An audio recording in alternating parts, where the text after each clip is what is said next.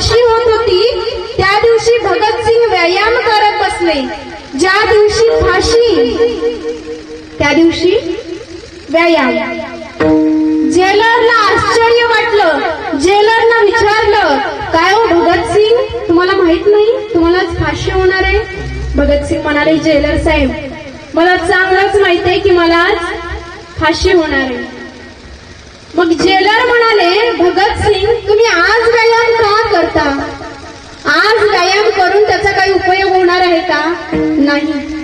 त्यावेळेस भगतसिंगांनी फार सुंदर उत्तर दिलं.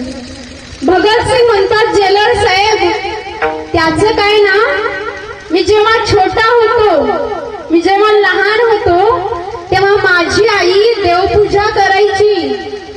आई देवपूजा करायची आणि मला बागेत फुलं आणायला पाठवायची. मीही बागेतली सगळी फुलं घेऊन यायचो, आईच्या जवळ द्यायचो. पण आई सगळीच फुलं देवाला वाहायची नाही, तर त्यातली काही गोंडस, टवटवीत, पांढरी शुभ्र तजलदार फुलं निवडून आई देवाला वाहायची.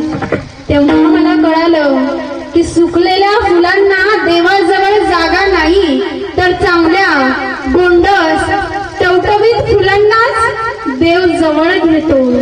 मग मी आज माझ्या भारत मातेसाठी समर्पित होतोय, मी माझ्या देशासाठी फासावरती जातोय.